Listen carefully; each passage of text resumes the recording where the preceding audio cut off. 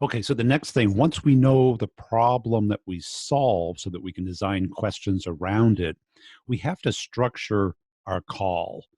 And this could be several different types of calls. And the context of this course is from that first uh, interest level or qualification call, not a prospecting call, but the first real sales conversation that we have via the phone, in person, or over the internet, all the way through to closure. You're going to have presentation calls.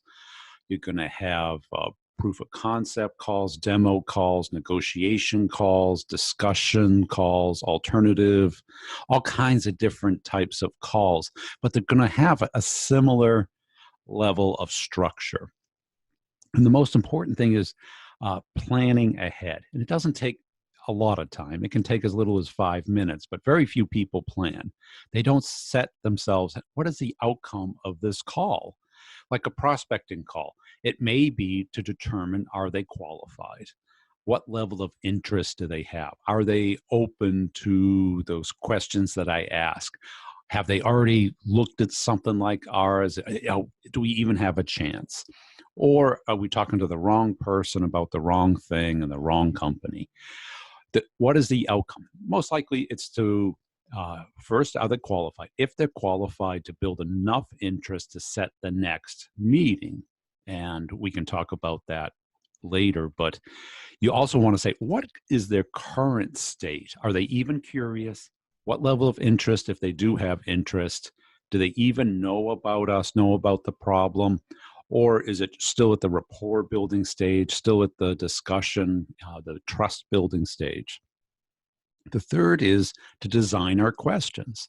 Now, if you do this once for each stage of call, it's pretty simple. You'll have 3 curiosity questions, 3 interest building questions, 3 commitment questions, and 3 action alternatives of questions. And if you have those already done, which you'll get out of this course, that'll be the deliverable of this course. So the typical structure of any sales conversation or call is there's a little bit of rapport building, checking in on each other, talking about commonality, typically not business oriented, but just getting the juices flowing. Number 2 is setting the context, like the objective of the call, the history, how we got here, the context, the surrounding cause of the conversation. And then we want to start building, are they curious about us already? We might already have that checked. Then we have to build interest.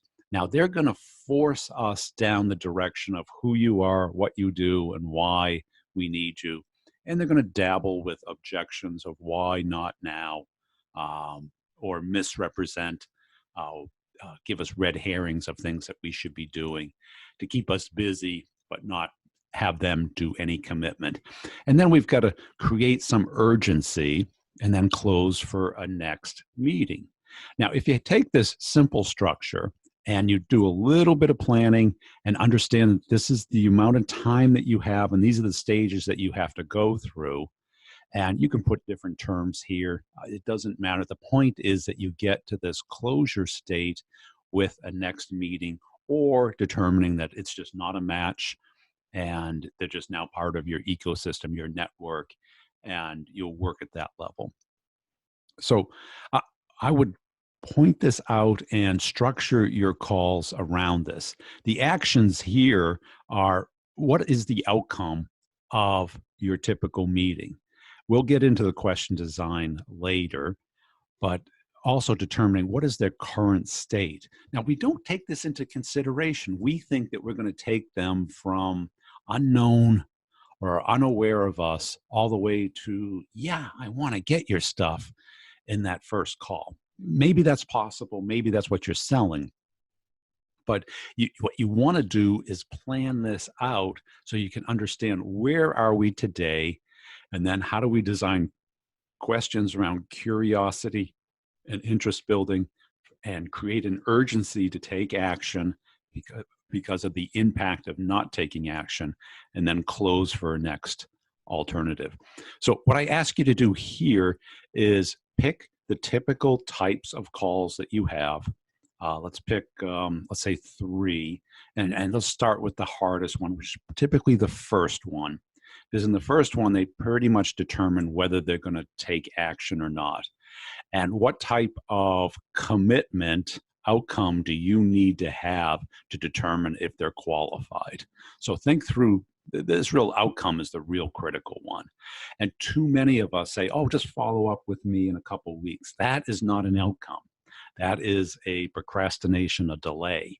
An outcome is, let me get together with my team and we'll schedule a demo, schedule a presentation, schedule a discussion, a discovery, further discovery about this, a case study, a customer visit, something that continues the progression of the sale with a date.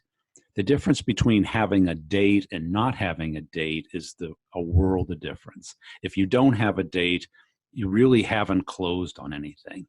You've accepted their delay. So definitely have to get a date. Let's open up your calendar. Let's get it on there and let's move forward.